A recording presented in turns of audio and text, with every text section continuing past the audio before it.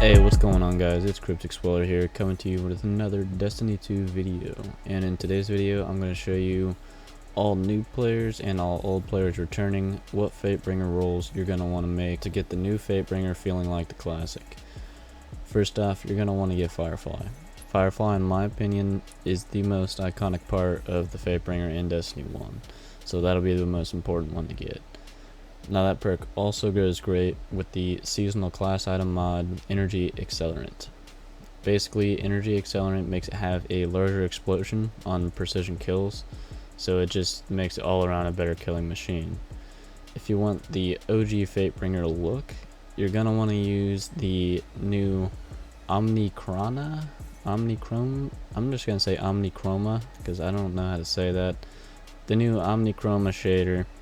Or if you want it to look like the Adept one from Destiny 1, you'll want to use one of these three shaders: Precursor Vex Chrome, Dawning Brilliance, or Callus is selected. It really just depends on your personal preference. None of them truly capture the exact Destiny 1 shader from the Adept version, but they're pretty close. And honestly, when it's being held in your hand, you'll notice a difference, but it's not like that noticeable. Now it's on to the other perks. In the third perk slot, which is the one we're going to be focusing on in this video aside from Firefly, is that you're going to want to get one of three different perks based on which one you like best. First is the explosive rounds like it had in Destiny 1. Now, me personally, I haven't gotten one with explosive rounds yet in that slot. But nonetheless, it's one that you should get. I don't know. I feel like it's going to be pretty difficult to get that with Firefly, but if you get that with Firefly, then good on you. Next is rewind rounds. I did get one of these with Firefly, so I got pretty lucky. This is going to be in place of the faster reload after a kill perk from Destiny 1, which I believe it had. Basically, it auto reloads from the magazine based on how many times you hit an enemy with the weapon up until the weapon is empty. So I'll show some clips of that in the background. I believe sometimes it didn't kick in. Maybe the last bullet in your mag has to hit an enemy. I'm really not sure how it works.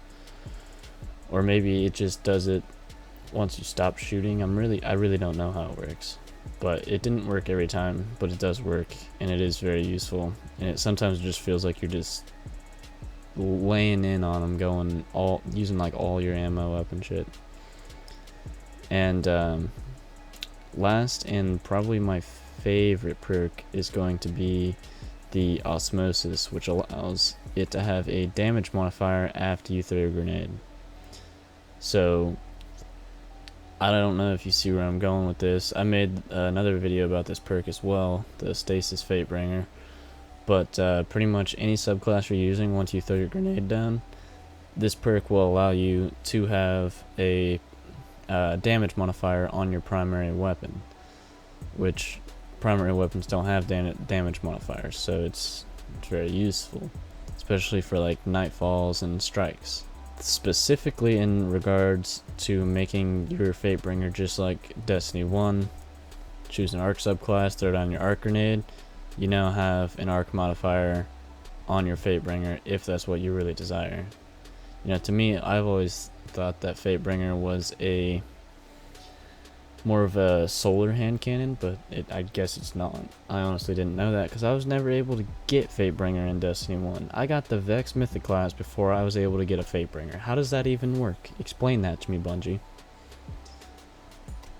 But finally, after what feels like 10 years, I was able to get Fatebringer in Destiny 2 when they brought it back, and I got a few of them.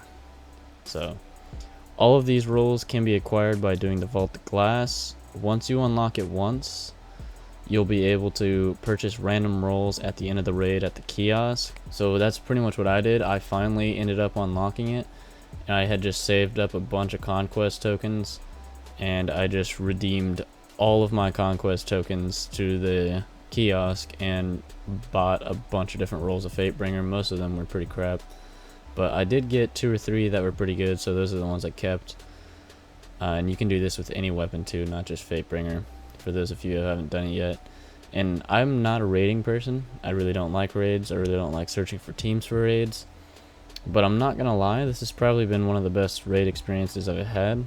I don't know if it's the raid or if it's just I've been pretty good with people, but I use the Bungie search fire teams, or search for fire teams, or whatever it's called.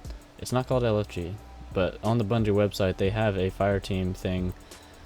Maybe it's just for PC players, I don't know, but I'm on PC and I use their fire team search tool, and I was able to do it I think like 5 times so far, maybe 4, and every single time we were with a great group of guys and everyone was really cool.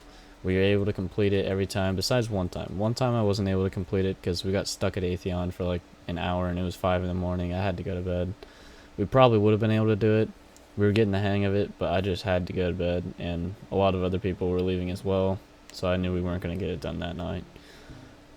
But if you're looking to do the Vault of Glass and you're a solo player, or you just don't have a team, maybe your friends don't want to do it, just go to the Bungie website, log into your account, whatever platform you play. You should be able to select which platform you want to search for, and then you should also be able to select which activity, which Vault of Glass I think is like 3 from the top or something like that. It's very close to the top, you shouldn't have to look too hard. And then just hit search and you choose your language, and there you go. You know, just look around for a fire team, maybe watch a video or 2 before you do it, that way you know what you're doing if you've never done it before. If you've done it in Destiny 1, it's pretty much the same thing. But yeah, it was really easy, and overall it was a good experience. So that's gonna do it for this video, guys. I'll catch you in the next one.